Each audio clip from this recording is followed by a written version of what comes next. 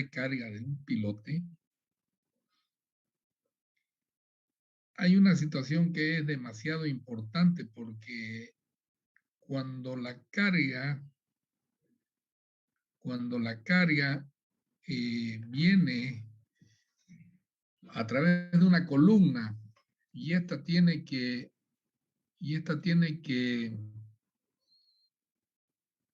distribuirse en los pilotes que están debajo del cabezal. Ahora les muestro.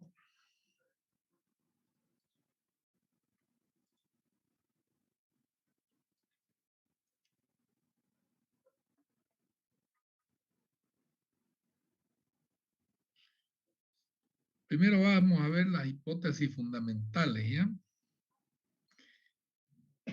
Dice, para el análisis de los cabezales se suponen válidas las siguientes hipótesis. Los cabezales son miembros estructurales doblemente simétricos en planta y conectan pilotes también simétricamente distribuidos. Una situación muy, pero muy importante. ¿Por qué? Porque si nosotros vamos a distribuir, estos son los cabezales, o sea, estos que están apoyando, me están viendo, ¿no? La carga se transmite a través de la columna, apoya sobre un cabezal y el cabezal transmite la carga hacia los pilotes que están abajo. En este caso, por ejemplo, tenemos una columna que está asentada sobre un cabezal y este cabezal está asentado sobre 4 pilotes. ¿Ya? Sobre esta estructura, la columna transmite cargas verticales, horizontales y momentos en ambas direcciones. ¿Ya? Es decir, nosotros podemos tener esta situación de una carga con su momento actuando encima del cabezal. O esta otra carga con su momento en X que está actuando sobre el cabezal. Entonces, todas estas cargas que transmiten la columna van a ser transmitidas a todos los pilotes bajo este cabezal. Entonces, la situación es un poquito compleja, pero la vamos a analizar de manera que ustedes puedan. ¿Qué significa eso? De que el cabezal tiene que ser doblemente simétrico. ¿Ya? Y la distribución de los pilotes bajo el cabezal también tiene que ser simétrica. Vamos a ver más abajo, a ver si hay algún por ejemplo acá, ustedes ven un cabezal rectangular donde tienen 6 pilotes que están debidamente ubicados simétricamente.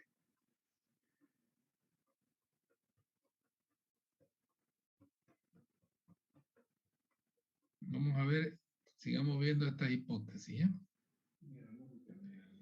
Por eso dicen, los cabezales son miembros estructurales doblemente simétricos en planta y conectan pilotes también simétricamente distribuidos. Dice, todos los pilotes de un mismo cabezal son iguales y tienen idéntica capacidad resistente. ¿Ok? Los pilotes de cada cabezal se suponen apoyados sobre los mismos estratos del suelo. No hay uno más abajo ni otro más arriba. El número necesario de pilote en cada cabezal y su distribución se determinará en función de la combinación más desfavorable de las cargas que actúan sobre el cabezal. La distribución de las presiones en el suelo debido a las cargas que les transmite un grupo de pilotes debe ser consistente con la capacidad portante del suelo y respetar los principios establecidos de la mecánica del suelo. La carga máxima que debe soportar cada pilote para la combinación más desfavorable de las cargas transmitidas por la superestructura no debe superar la resistencia del pilote como elemento estructural. De aquí viene la carga tope. Debido a su gran volumen, los cabezales son elementos rígidos que pueden sufrir asentamientos y rotaciones en el suelo de fundación. Las cargas y momentos flectores que las columnas transmiten al cabezal solicitan los pilotes en forma de cargas axiales aplicadas en el baricentro de su sección transversal. Estas cargas incluyen asimismo el peso propio del cabezal. Los pilotes y los cabezales en forma similar a los restantes elementos resistentes de la estructura que se analiza en concreto armado se diseñarán para las cargas y reacciones mayoradas y los factores de minoración de resistencia. Según lo especificado, bueno, la altura mínima de los cabezales será la indicada la altura mínima será de D igual a 30 centímetros cuando la altura total del cabezal sea H mayor o igual a 60. Es decir, D es la parte resistente. Todas las fuerzas y momentos que actúan en las bases de las columnas o pedestales de concreto armado se transferirán a la parte superior del cabezal por contacto directo con el concreto y mediante armadura en la superficie de contacto de los miembros. Los esfuerzos no excederán la resistencia al concreto al aplastamiento según lo especificado. Bueno, esto ya habla de las armaduras, la longitud de desarrollo, las prolongaciones de las espigas para el cabezales. Bueno, estos son detalles de concreto. Lo importante es que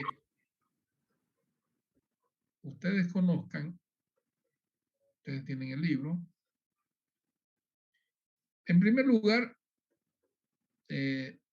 cuando nosotros tenemos un grupo de pilotes, ¿no? La separación de los pilotes en grupo, ¿ya? Será el valor de D del diámetro del pilote más 30 centímetros. O sea, la separación será mayor o igual a cualquiera de estas tres de aquí. 1.75 a 2.5 D. O la carga en cada pilote en kilogramos sobre la capacidad portante del suelo. Y en los pilotes que trabajan por fricción, estos son los trabajos que la separación de los pilotes dependerá de la forma principal de trabajo de los mismos. El pilote que trabajan por punta es esto de acá. Y el pilote que trabajan por fricción es esta de acá. 2.5 a 3D o 75 centímetros. O sea, la mayor de ellas.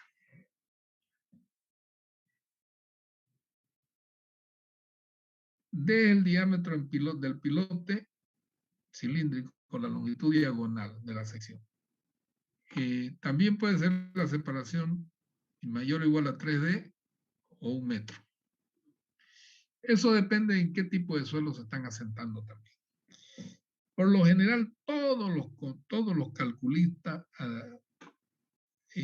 toman como separación del pilote S igual a 3D. ¿Ya?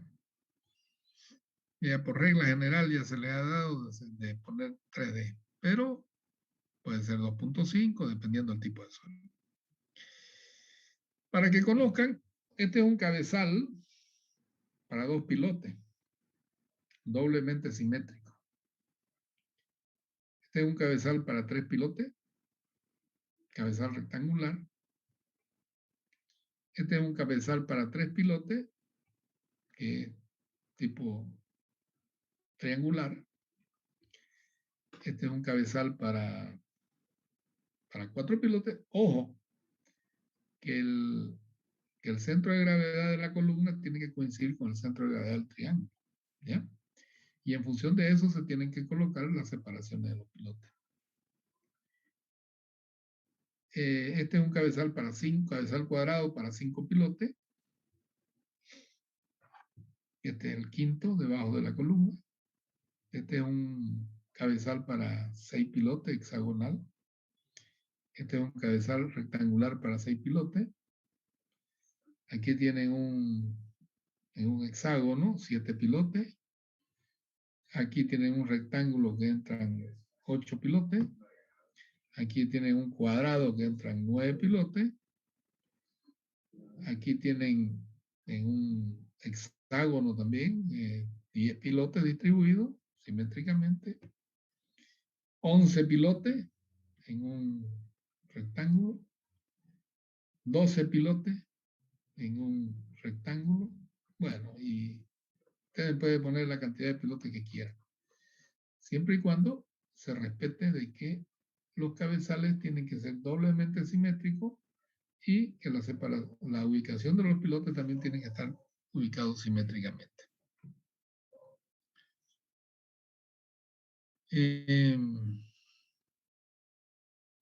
No existe cabezal de un pilote, porque un pilote es inestable, salvo que ese pilote tenga un diámetro mayor a 1.20 metros. Es decir, cuando el pilote tiene un diámetro de 1.20 metros, se puede poner un solo pilote.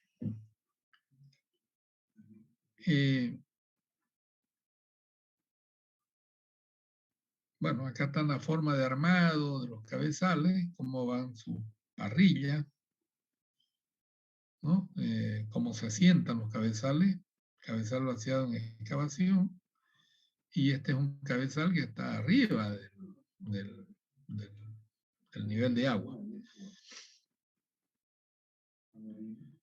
Estas son las hipótesis y bueno, y la distribución de cargas en pilote, ¿no? Le voy a decir de que cuando la carga que actúa sobre la columna es completamente vertical, es decir, no existe en momento, la distribución de la carga de la columna se la divide entre 4 pilotes. Y la carga que recibe cada pilote, o sea, de la carga de la columna más las cargas más el peso del cabezal, tiene que ser menor o igual a la carga calculada, o sea, la capacidad de carga calculada. Si los pilotes están en arena, no hay ningún tema en cuanto a la disminución, o sea, la eficiencia de este grupo de pilotes. ¿Por qué? Porque eso se da solamente en los suelos friccionantes. Ya lo vamos a ver dentro de un ratito. ¿Ya? Quiere decir que la carga es la PI, la carga que transmite la columna, igual a la carga P dividido entre N. ¿Ya? O sea, la carga que recibe un pilote es igual a P sobre N. O sea, si son 4 pilotes, la carga P sobre 4. En el caso de que tengamos nosotros una combinación de esfuerzo, tanto la carga vertical, P sub I, y que tengamos actuando momentos en X y momentos en Y. ¿Ya?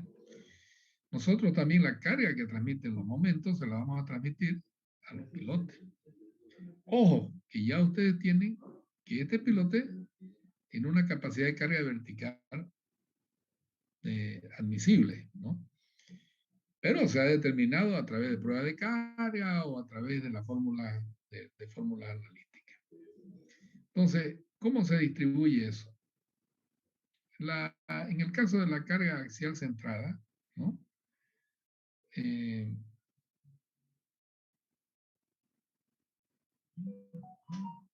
Todos los pilotes reciben, cuando la carga es axial centrada, todos los pilotes van a recibir la misma carga. ¿Ya? Es decir, si esta es P, la que yo estoy transmitiendo a través de la columna, pues esto lo va a distribuir entre el número de pilotes que hay aquí abajo. ¿Ya? Entonces en este caso serían 2. Entonces, yo voy a tener de que el pilote P1, o sea, el pilote P sub I, va a ser igual a una presión multiplicada por ahí.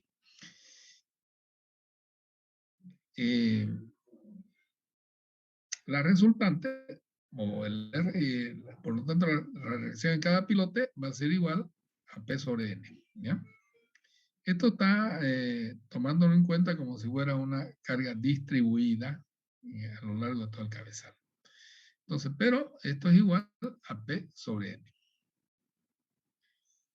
En el caso en que nosotros tengamos momentos flectores que actúan sobre el cabezal, en la columna, al final de columna, pues también nosotros vamos a tener efectos del momento flector, que deben ser transmitidos a los pilotes en forma de cargas verticales.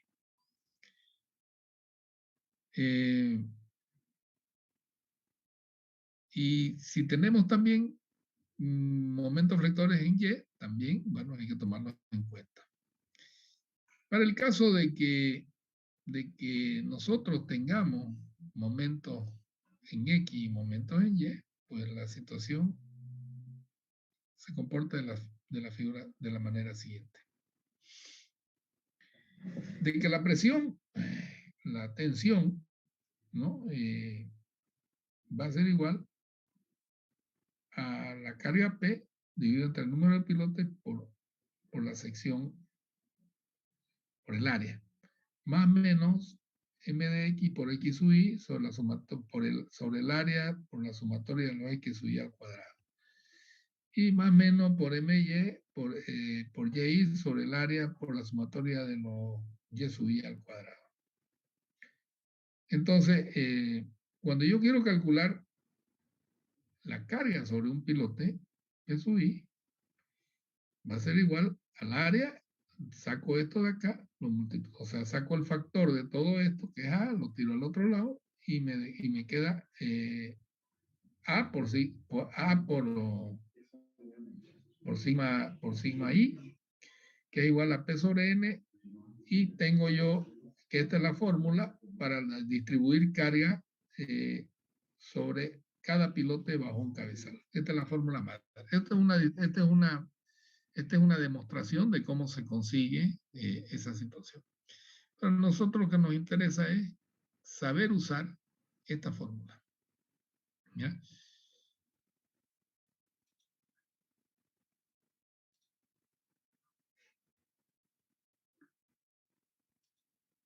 Entonces, ¿qué hay aquí?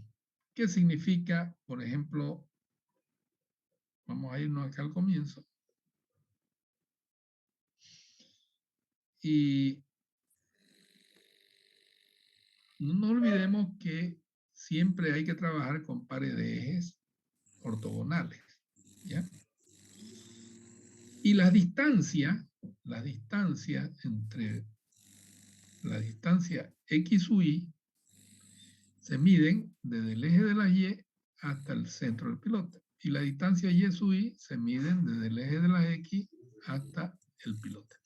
Entonces, ¿qué es la x sub y? La x sub y viene a ser la distancia de un pilote al eje de las y. ¿Y qué son las y sub y? La distancia de un pilote del eje de la x, del eje de la x hasta el centro del pilote.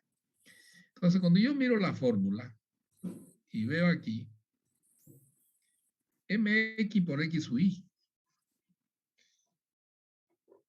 ¿qué significa eso? Que yo si tengo cuatro pilotes, ¿no? Y voy a analizar uno.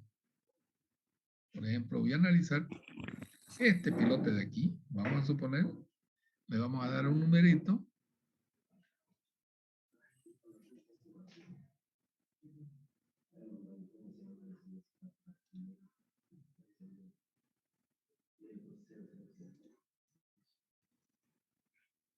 A este pilote se va a llamar, le vamos a llamar 1, a este lo vamos a llamar 2, a este lo vamos a llamar 3 y a este lo vamos a llamar 4.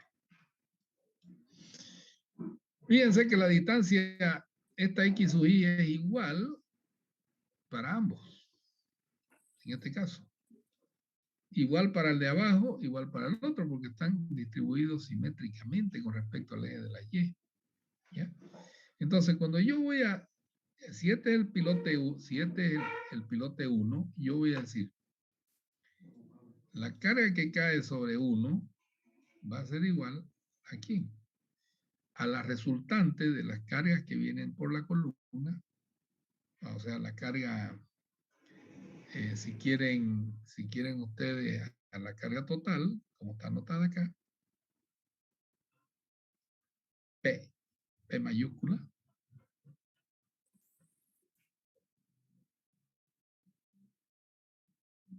peso 1 va a ser igual a P mayúscula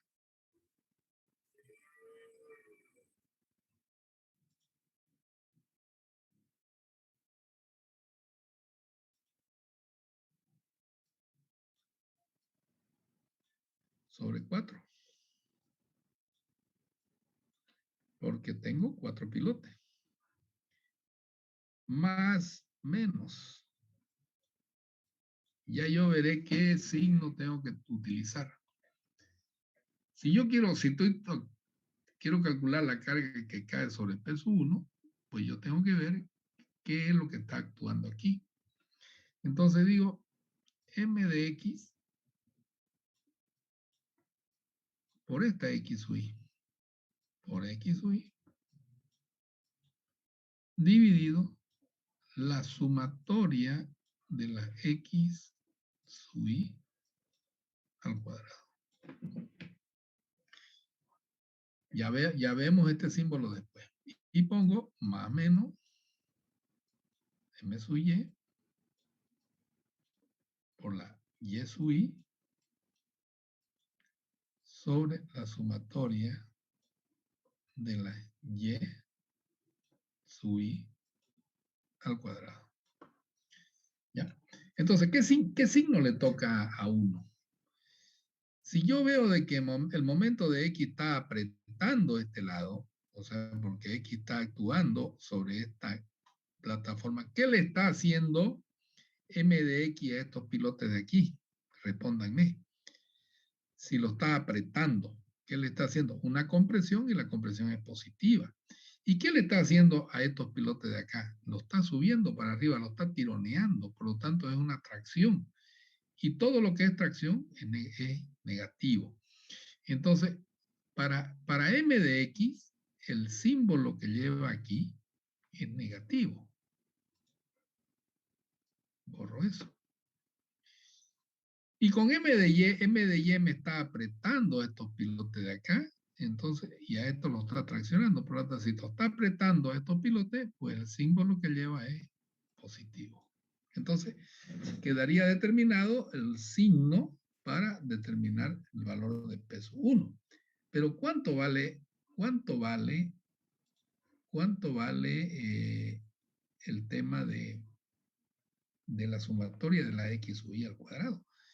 La sumatoria de la X sub Y al cuadrado, ¿ya?, es este valor que lo vamos a llamar X sub Y igual a X sub Y igual a X sub Y igual a X sub Y, X sub Y al cuadrado más esto al cuadrado más esto al cuadrado más esto al cuadrado. Quiere decir que yo voy a tener aquí, en la sumatoria de los X sub Y al cuadrado, voy a tener 4 veces X sub Y al cuadrado. 4 por X sub Y al cuadrado. Y acá, igual. La Y sub Y al cuadrado son esta más esta al cuadrado más esta al cuadrado. Voy a tener también 4 veces Y sub Y al cuadrado. Para este caso de 4 pilotes. ¿Ya? Entonces, si aquí valdría 2, pues sería 4 al cuadrado, más 4 al cuadrado, más 4 al cuadrado, más 4 al cuadrado. Es decir, 4 por 16. ¿No? Entonces, porque 4 al cuadrado es 16. Entonces, tengo estos valores. Como conozco el valor de M de X, conozco el valor de P, conozco el valor de X sub Y, conozco el valor de Y sub Y, conozco el valor de M sub Y, de MY, pues tengo la carga de P sub Y. Y yo voy a determinar lo mismo para P1, para P2, para P3, perdón,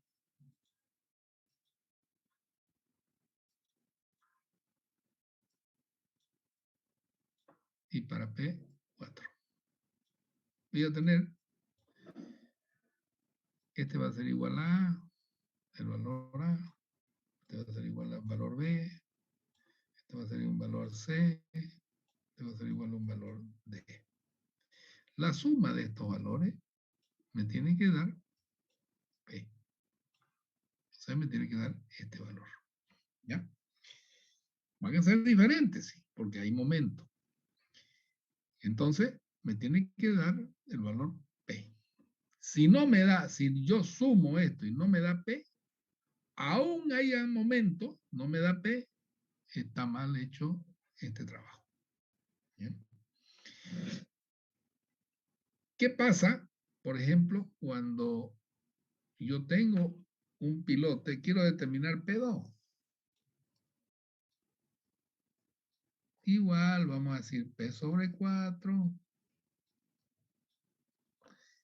más o menos, a ver, veamos qué signo le toca a esto, con M de X.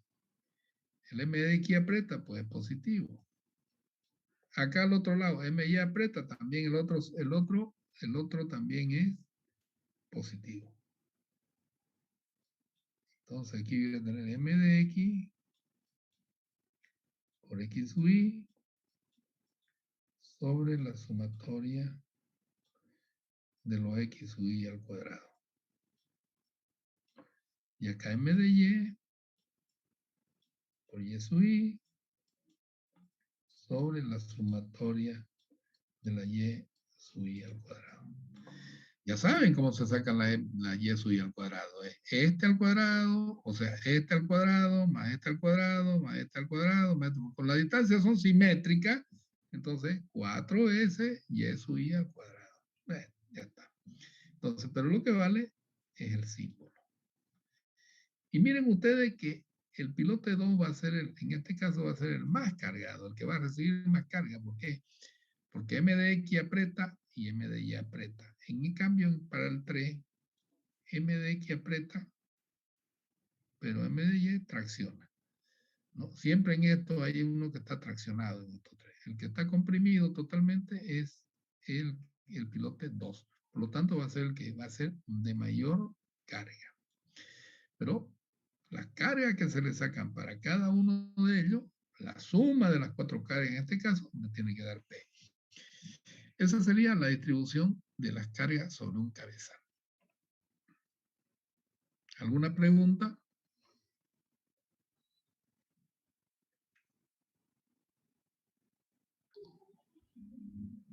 ¿Han comprendido esta situación? A ver, veamos, acá hay un ejemplo aquí abajo.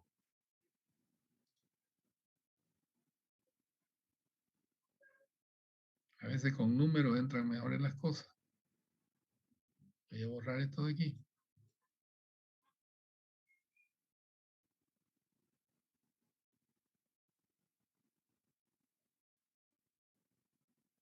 ¿Me están escuchando? ¿Sí? Sí, ingeniero. Sí, ingeniero, se escucha. Bueno. Dice, determinar las cargas, dice aquí, axiales, mínimas y máximas que deben resistir los pilotes del cabezal de la figura.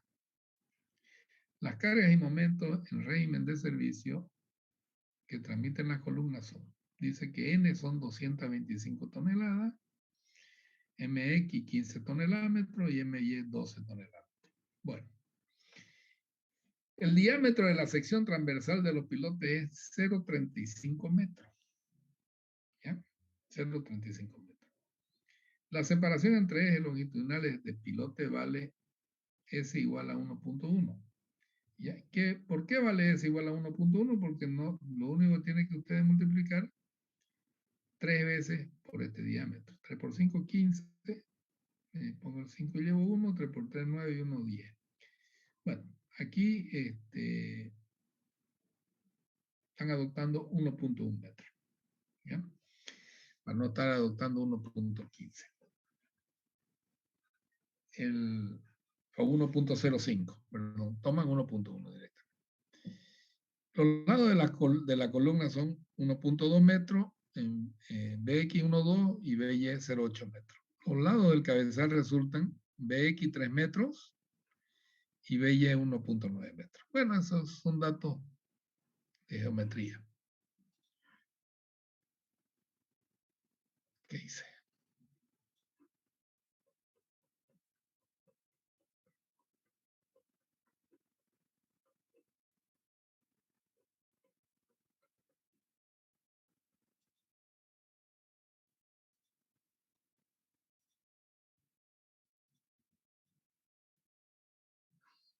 Aquí está. Entonces, ¿qué es lo que van a hacer? Van a calcular el peso del cabezal, ¿no? El cabezal no nos está diciendo aquí el espesor. Vamos a ver si nos lo está dando. Diámetro, la separación, los lados de la columna, los lados del cabezal, peso del cabezal. Bueno, determinan que este pesa 28,5. ¿Ya? Es 1.9 de un lado por 2 del otro lado por 3. 3 por 1.9 que vendría a ser el de los lados. Por 2. 2 es la altura del cabezal. Y 2.5 el peso específico de toneladas por metro cúbico del hormigón.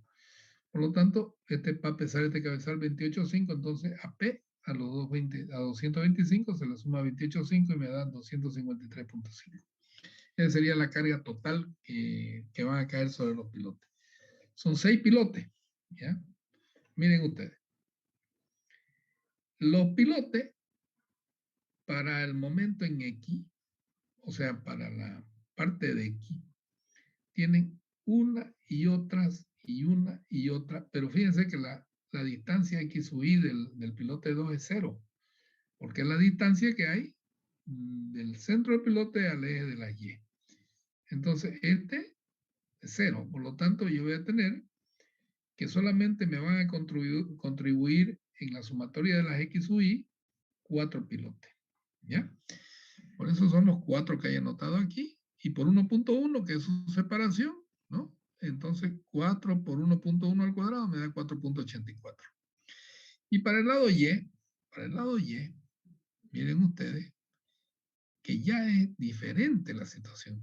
Los 6 pilotes tienen distancia al eje de las X. Por lo tanto, voy a tener la sumatoria de 1 a 6 de Y sub I al cuadrado, que es 6 por 0.55 al cuadrado, porque si esto mide 1.1, perdón, 1.9, bueno, la distancia que yo voy a tener de aquí, bueno, perdón, 1.1, la mitad es 0.55, por lo tanto, por 0.55 al cuadrado, ¿no?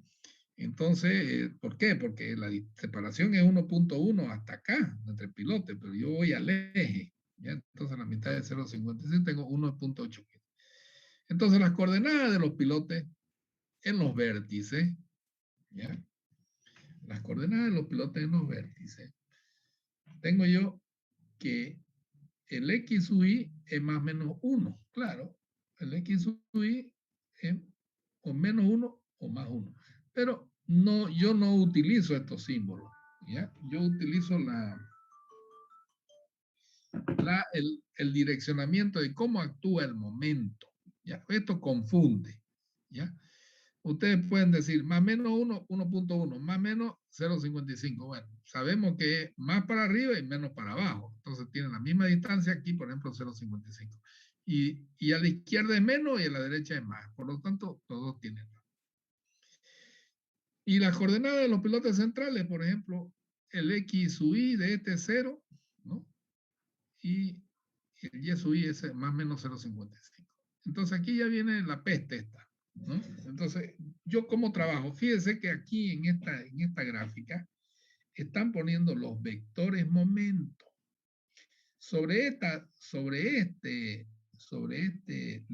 La dirección de esta doble flecha, se coloca el dedo pulgar, regla de la mano derecha. O sea, ustedes ponen la mano, ya, con el dedo pulgar hacia arriba. Y los dedos de su mano van a quedar a este lado. Quiere decir de que cuando el momento gira, aprieta este lado. Aquí, yo tengo que poner el pulgar sobre este lado. Cuando pongo el pulgar sobre ese lado, los dedos de mi mano quedan apretando este lado. ¿Ya? Quiere decir de que yo puedo dibujar el momento, este momento en X se transmite así, y el momento en Y se transmite para este lado de acá. ¿Ya? Aprieta este lado y aprieta este lado. ¿Ok? Entonces, ya yo voy a través de estos dos momentos de la regla de la mano derecha, yo voy a poder determinar los signos.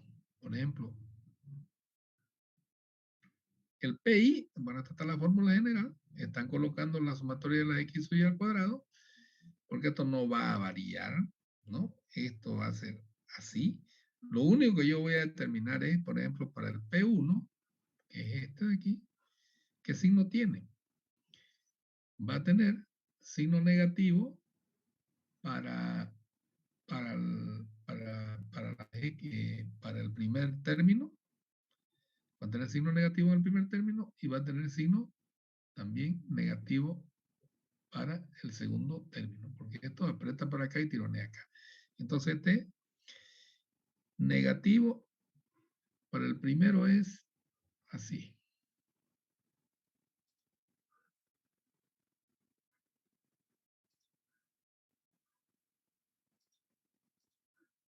Este negativo lo borro y este negativo. Y hagan la pruebita con una calculadora.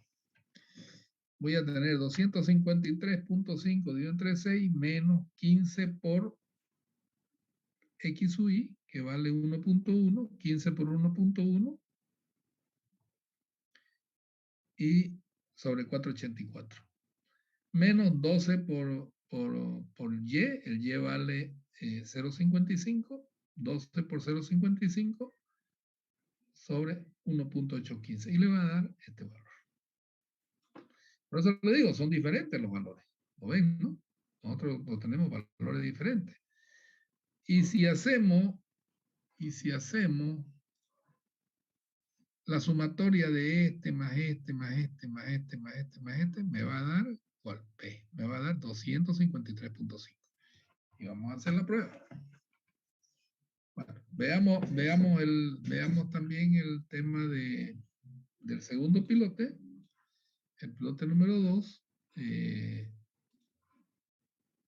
pilote número 2 está ubicado aquí, miren, en el centro. ¿No? ¿Qué significa eso que está aquí? Que no va a tener distancia en X. Y por lo tanto el valor de X va a ser, este va a ser 0. Este valor de acá. ¿Ya? Entonces yo voy a tener que para X esto es 0. Y voy a trabajar solamente con los valores de Y. ¿No? Y como Y está apretando este lado va a ser negativo. Entonces para ese pilote va a ser esto va a ser 0 y aquí va a ser negativo. Entonces borra. Entonces sería 253.5 dividido entre 6 por 12 por 0.55, o sea, menos, ¿no? 12 por 0.55 sobre 1.815 y le va a dar este valorcito de acá, que está aquí. Entonces, si hacemos la prueba, nosotros sumamos 35.2 más 38.61 más 42.02 más 42.48 más 45.88 más 49.30 es, carajo, se borró. A ver, 35.2 más 38.61 más 42.02 más 42.48 más 45.88 más 49.3. Eso da 250.49. Pero debe haber algún errorcito por ahí que ha cometido él no está sacando el valor de 253.05. Pero está en 250.49. O yo anoté mal los números. Sale ¿No? 253,49. ¿Sale? Sí, sale, le sumé y sale. Tiene que salir. Tiene que salir. Esa es la regla, ¿no? Entonces, ¿qué es lo que sucede con estos jóvenes? Sucede que cuando los pilotes están metidos en arena, la eficiencia del grupo, es decir, la eficiencia del grupo es 1. O sea, estos valores no se afectan por nada. ¿Ya? Eso lo vamos a ver cuando los pilotes están en arcilla. Cuando están en arcilla, sí, aquí hay que adoptar y calcular una eficiencia para transmitirle a cada uno de los pilotes. Eso lo vamos a ver enseguida. Esto estamos aquí en todo lo que es cálculo. Ahora vamos a ir a...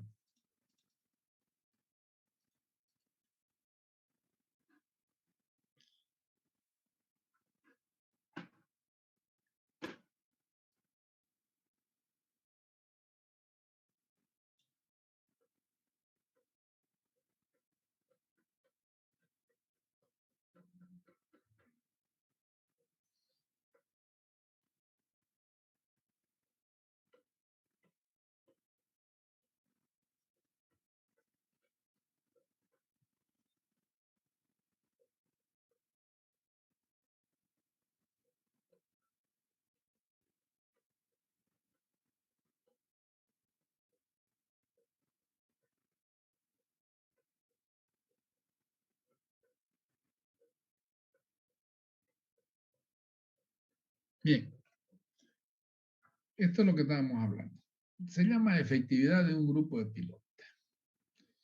Uno de los problemas más complejos en la ingeniería de fundaciones consiste en poder evaluar con exactitud la capacidad de carga de un grupo de pilotes relacionándola con la de los pilotes aislados.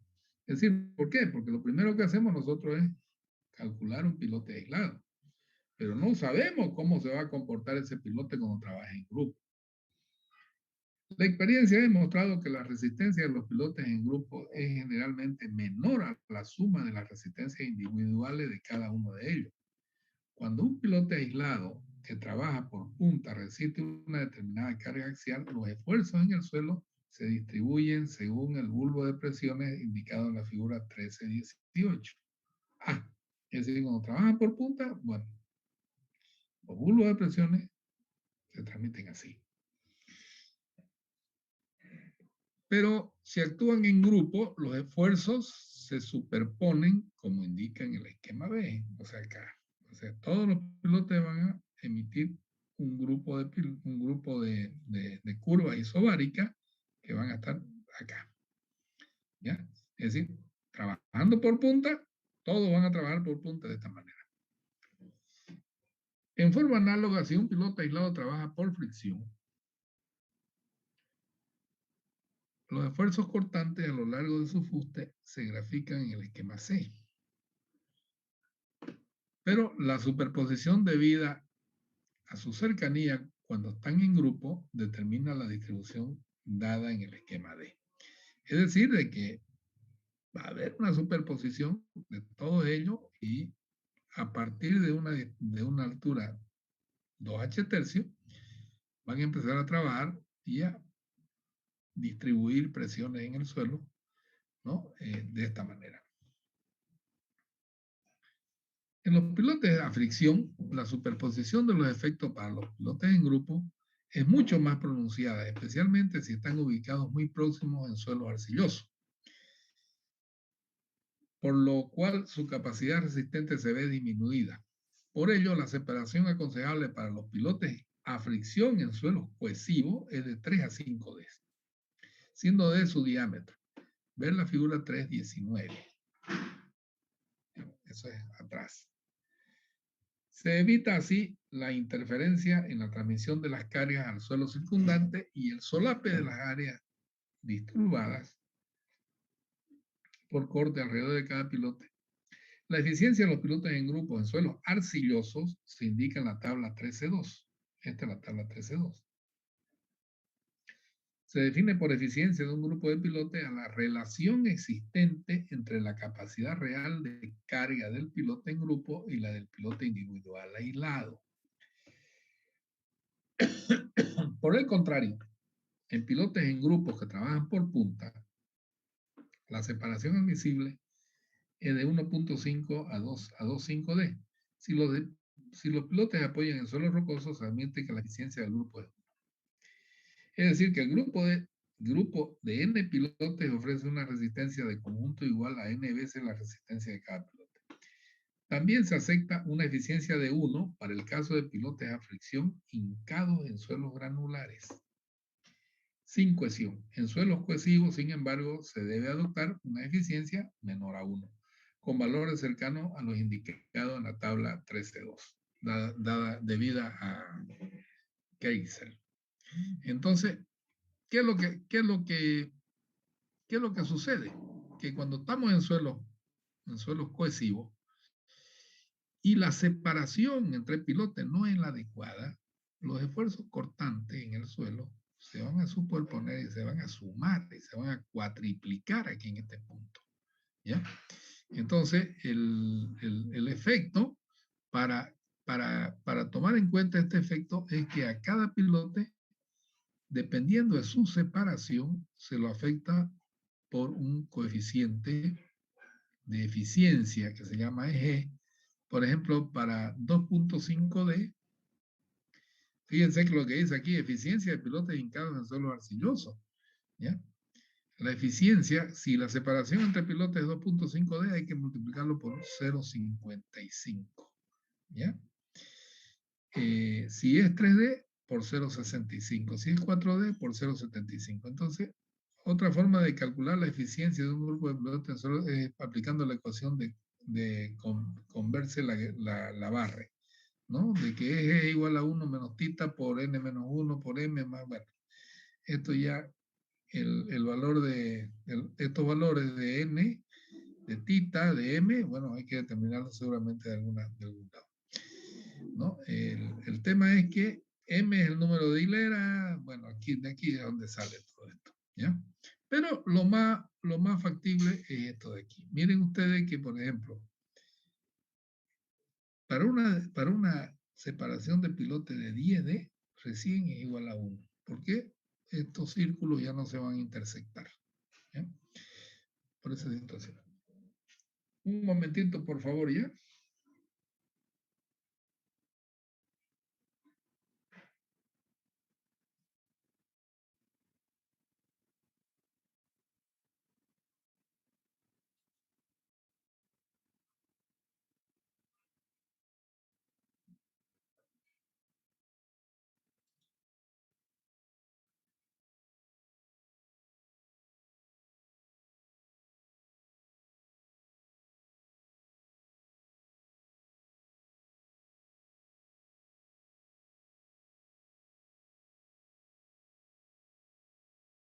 Estábamos en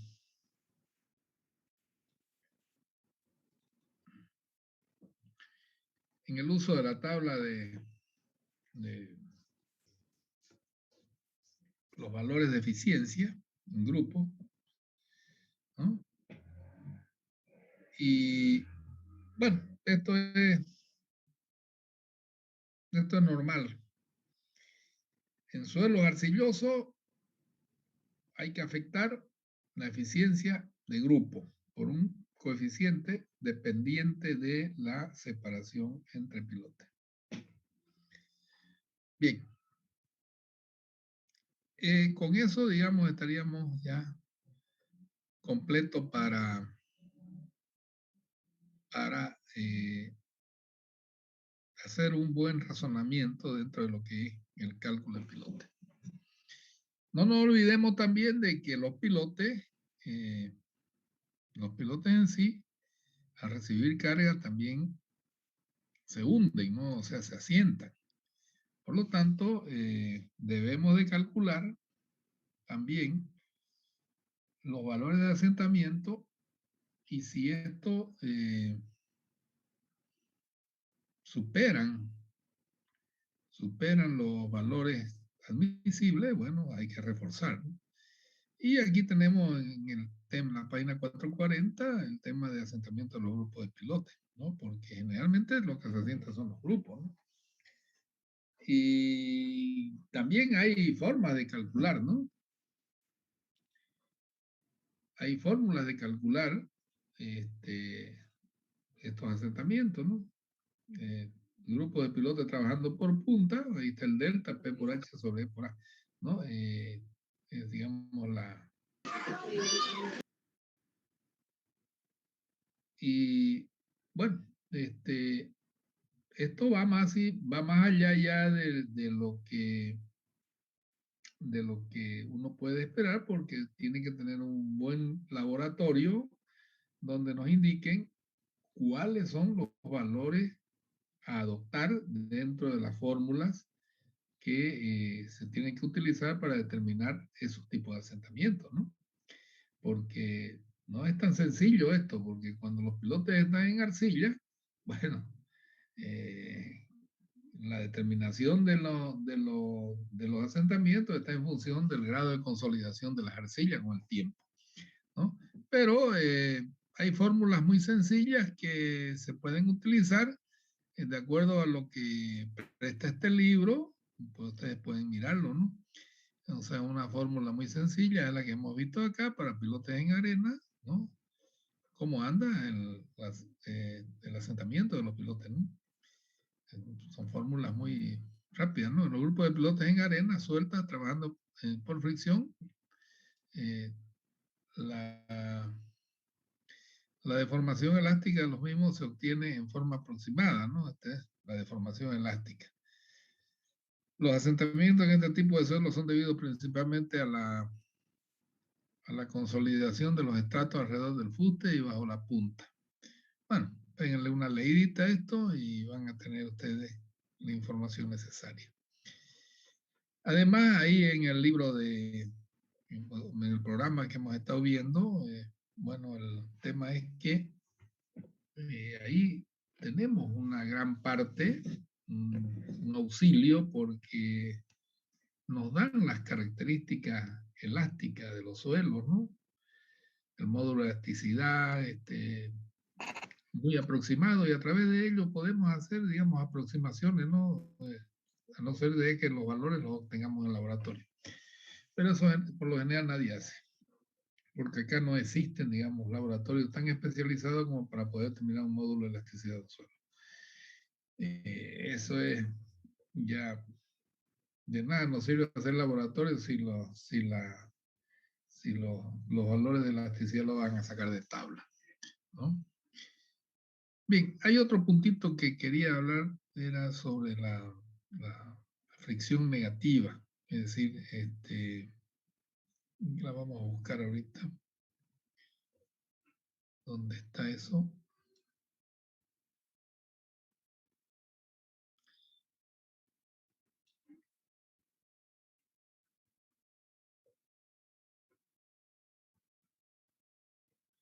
Vamos a ver el tema de fricción negativa, porque eso hay que tomarlo en cuenta siempre y cuando estemos nosotros trabajando con suelos muy blandos o suelos de relleno. Vamos a ver si continúa por aquí.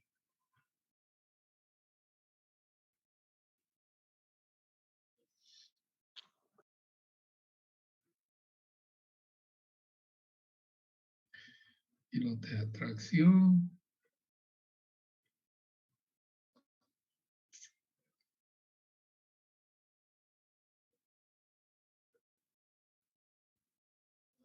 Parece parece que está más atrás.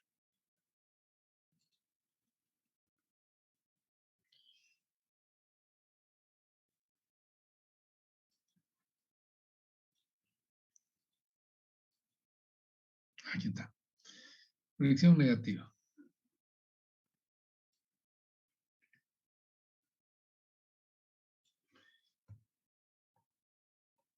El tema de la fricción negativa, en los suelos profundos y homogéneos, una gran parte de la resistencia del pilote depende de la fricción.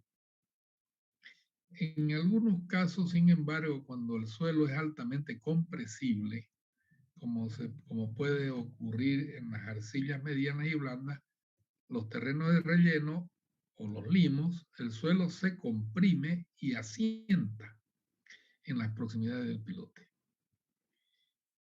mientras éste resiste por punta. Un fenómeno similar ocurre cuando desciende el nivel freático del lugar.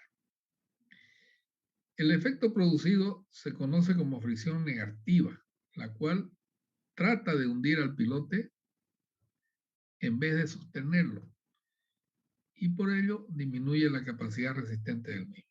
La principal consecuencia que produce la fricción negativa es incrementar la carga axial del pilote y favorecer los asentamientos. Por ejemplo, aquí tenemos nosotros relleno muy compresible, una turba, arcilla blanda compresible. Toda esta zona de acá, en vez de sostenerlo al pilote de que no se entre, más bien empieza a aplastarse y a hundirlo al pilote hacia abajo. Vamos a seguir leyendo.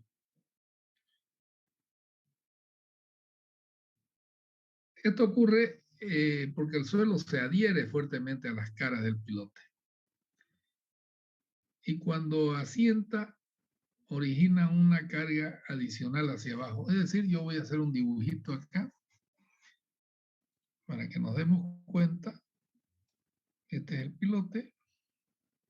Bueno, vamos a borrarlo eso. Vamos a trabajar con línea. Si este es el pilote, ¿no? Y nosotros tenemos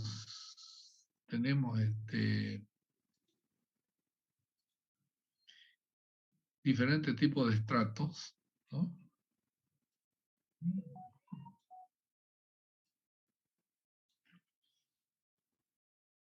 Y así sucesivamente. Si por ejemplo nosotros aquí tenemos un terreno duro, o sea, una arena buena, ¿no? ¿Cómo va a ser la resistencia del pilote? ¿Cómo se va a comportar el suelo? Se va a comportar resistiendo carga hacia arriba, ¿de acuerdo? Porque esa arena está soportando la carga que viene de acá.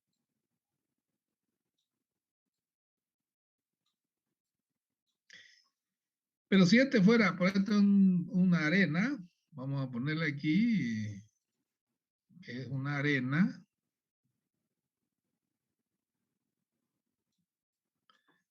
Y si aquí nosotros encontramos una arcilla muy blanda, una arcilla blanda, bueno, esto se adhiere al pilote y empieza a trabajar de esta manera.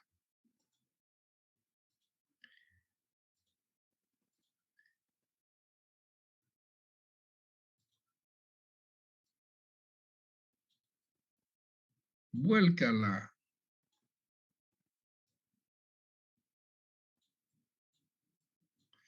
¿No? Entonces, miren ustedes de que esto es una resistencia.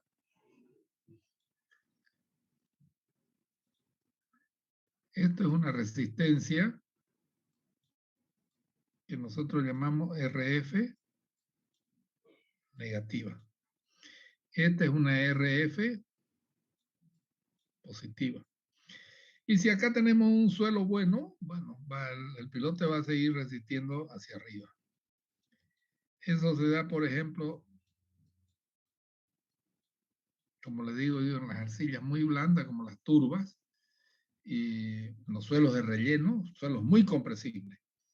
Se da el caso de que esto se invierte y esto se suma a esto, entonces hacen que el pilote se vea más, con mucha carga, resistiendo mucha carga. Como ven ustedes, estas son cosas sencillas que la deben de conocer y que hay que tomarlas en cuenta siempre cuando uno hace los cálculos. Yo les recomiendo a ustedes que, como dice la práctica, hace el profesor. Entonces, ustedes tienen que trabajar, tienen que aprender a calcular esto para los que quieran apegarse a la geotecnia, ¿no? Es una situación muy interesante, es una parte de la ingeniería, es una ciencia muy difícil, pero que con mucha experiencia se pueden llegar a dominar las cosas. Bueno, con esto yo creo de que tienen las armas para poder defenderse, tienen los libros, tienen mucho tiempo ustedes todavía por delante y donde pueden aprender muchas cosas. Yo los voy a dejar, nos vamos a juntar para, ya yo les voy a poner una fecha para dar el examen, ¿no?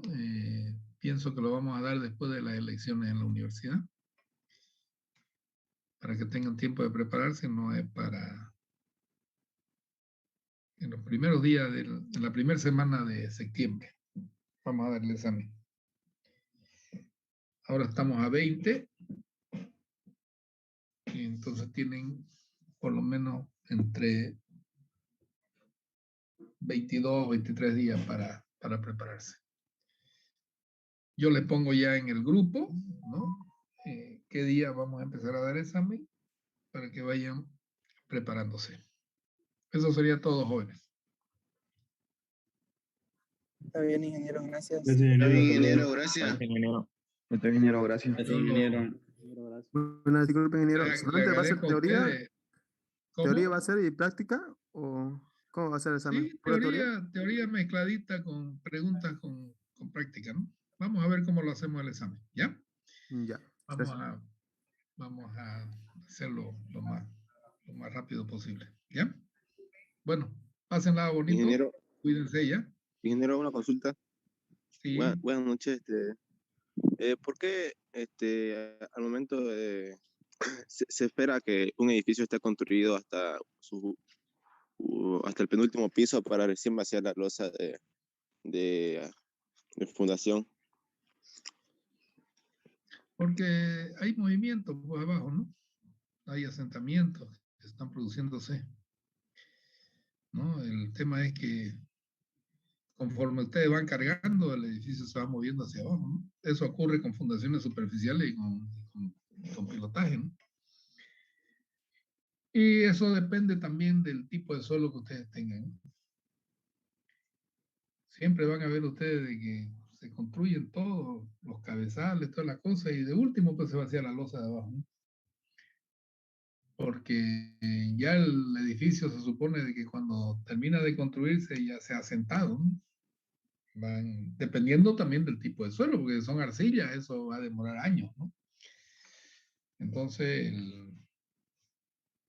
son ya, como le digo, experiencia que tiene la gente, ¿no?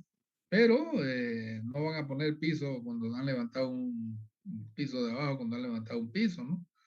Porque conforme ustedes vayan construyendo, bueno, se van produciendo movimientos, ¿no? En la edificación. Eso es, digamos, el motivo. Ingeniero, buenas noches. Tengo una pregunta.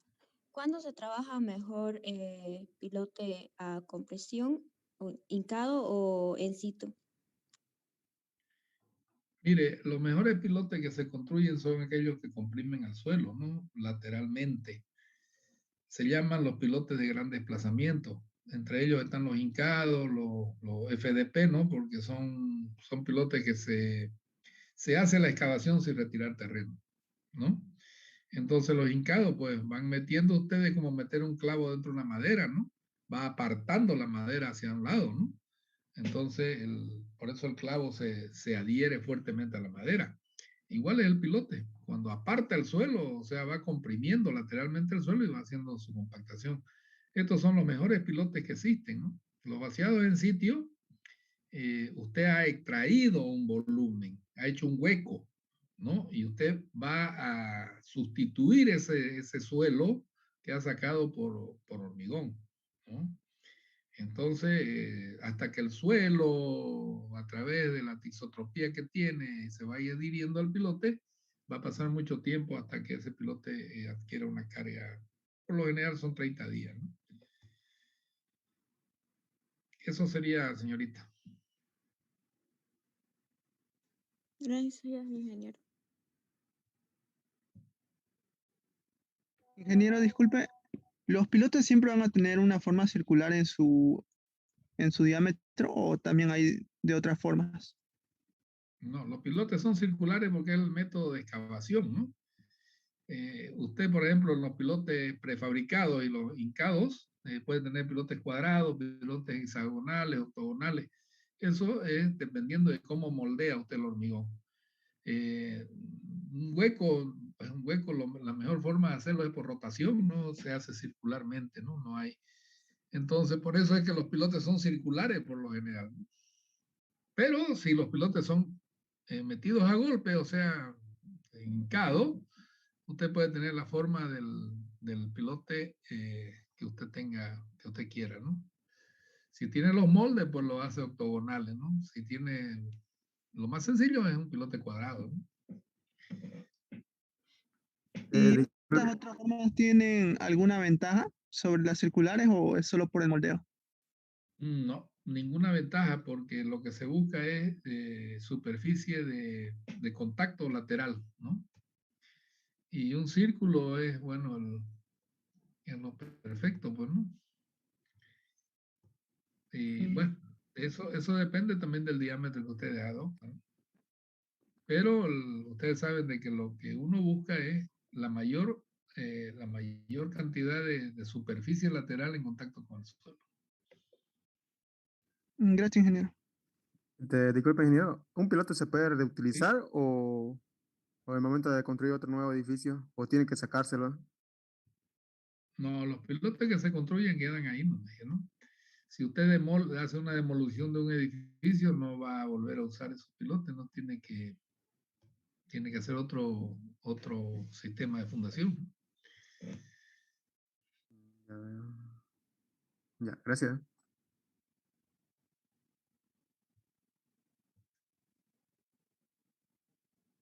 ¿Alguien más?